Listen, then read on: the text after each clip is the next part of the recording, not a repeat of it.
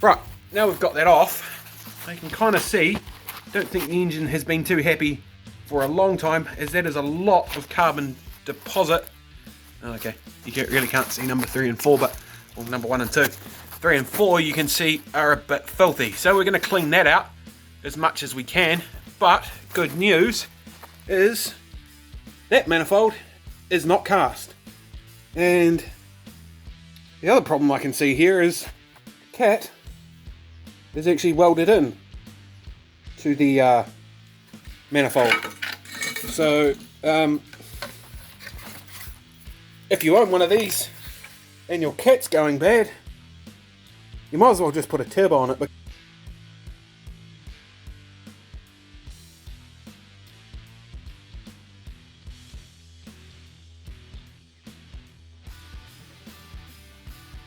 She's shut up.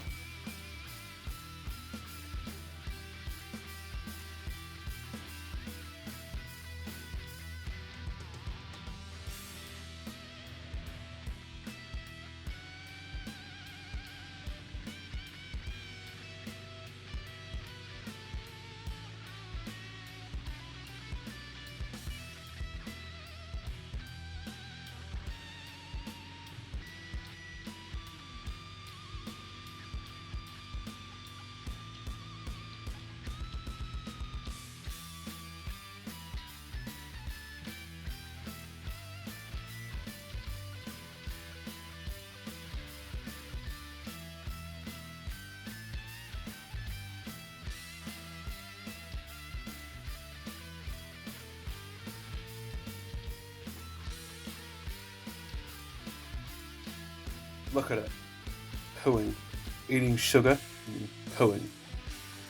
What is it? It's yeast. What else would it be?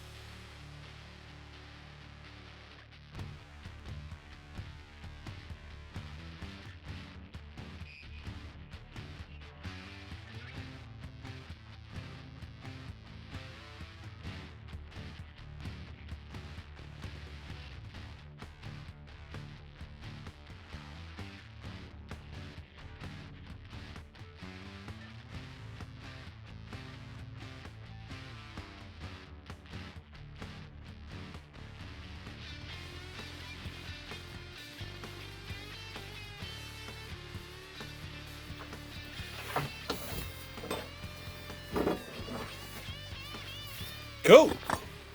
Right, now that's done. See? Shiny and flat.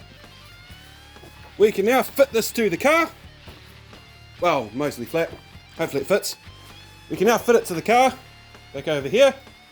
And we just have to set up the old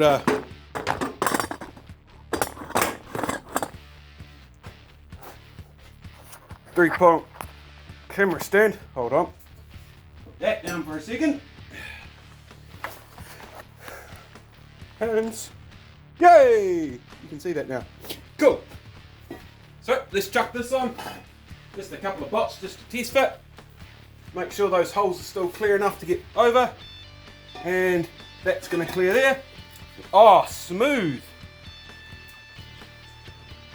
So, still holding us up back here.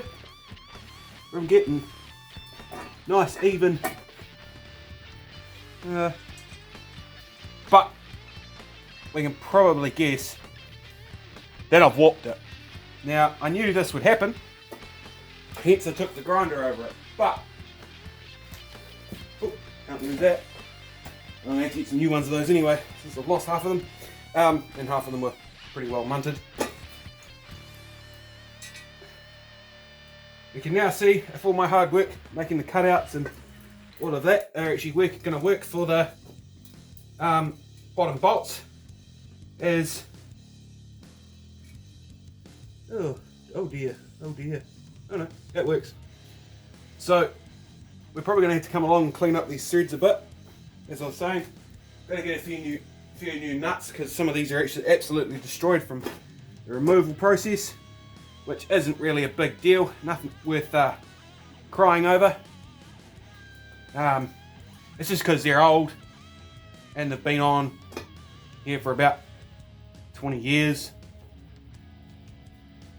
20 years? No, less than that, 18. No, more. 22 years. Those bolts have been on there, never been touched. So, to say that I'm surprised, well, to say that I'd be surprised that this would be like this is, like, these would all be, the threads would all be a bit gummed up and the nuts would actually be a bit funny, would be, well, it'd be stupid, because I'm not surprised that the nuts and bolts don't go on. Because, as I said, they're years and years old. So I just dropped that bolt, which means I've lost half of them. I'm pretty sure one went in the exhaust earlier on, so we'll have to find them. Now, I'm probably going to edit most of this out, due to I can feel a redesign coming on.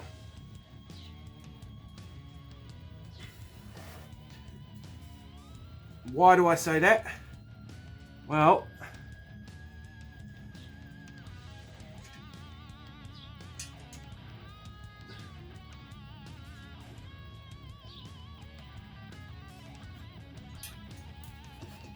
hold on guys, technical difficulties.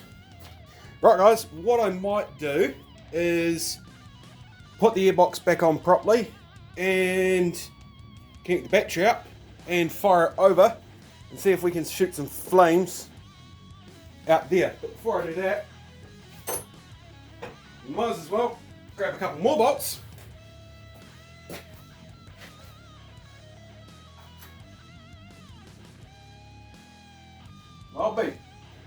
I've lost them already.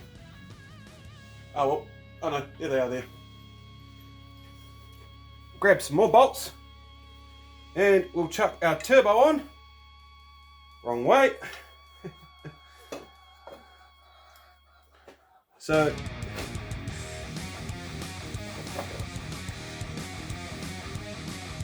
knew this part wasn't going to be easy, hence I made the holes really big for our bolts to fit through.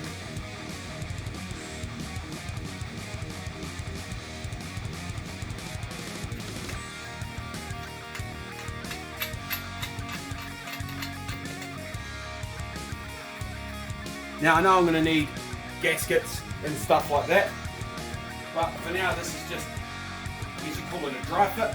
So now the turbo's on. It's kind of sitting the way I want it, but I don't know, I think it's just because of course I kind of rushed it and now it's sitting. I mean, there's a lot of space to do stuff still with the turbo on, so it's actually in a good place. Like, there's no point in changing it now. Oil feeding and all of that will be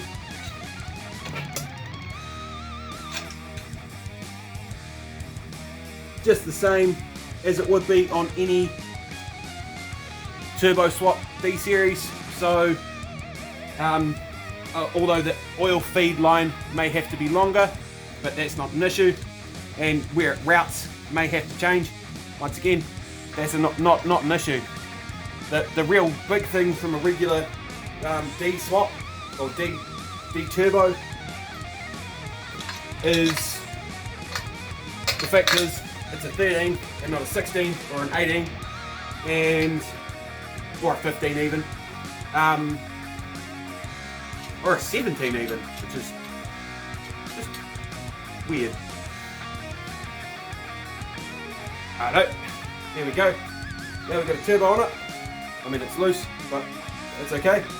Now, of course, I said earlier on, we're going to eventually have to make an air intake, which will sit about here. Of course, blocking you from seeing the actual turbo, but it'll sit somewhere in here, maybe like this, on top of the engine there, with a tube into the turbo. And you're going to say, well, that's not good for cold air, la da da da da. Well, I'm about to move the camera and show you why we need to, well, how we can get away with putting the intake right there on top of the engine and not have heat issues. So of course it'll sit away from the manifold over there, and of course we're just going to go straight down for now into the intake, and we of course can get a few parts for the D16 that's destined for this. Then we will actually look into intercooling and all of that. So as I said, I'm just going to remove you guys down for a second. Look at that nice concrete.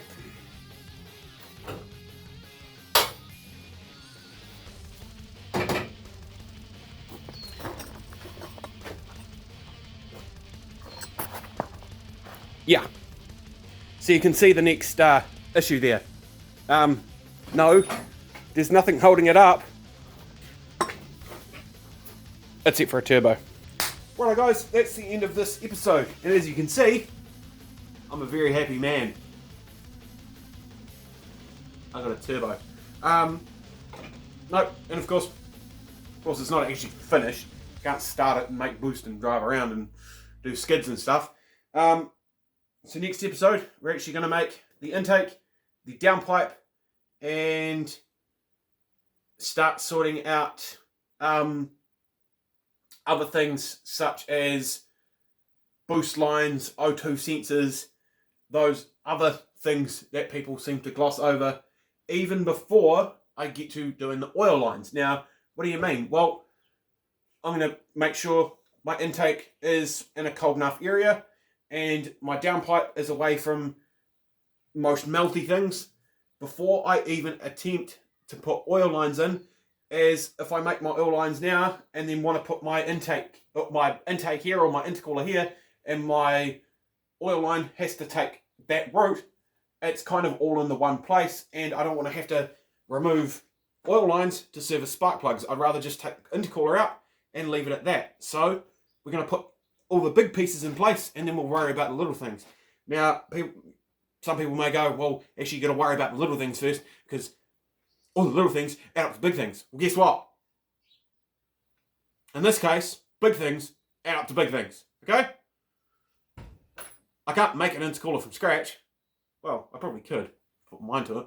I have a TIG welder, so can't really weld a bunch of aluminium cans together and go, ooh, intercooler. Anyway, getting off track. Intake, downpipe, and that'll be the next episode. And then probably the next episode after that will be bonnet and front bumper. What do you mean, bonnet and front bumper? Well, I want to change the front bumper, and the bonnet will not shut. So, catch you in the next one, guys. Well, like, subscribe, and all that good stuff. You know, the good stuff. Yeah, that stuff.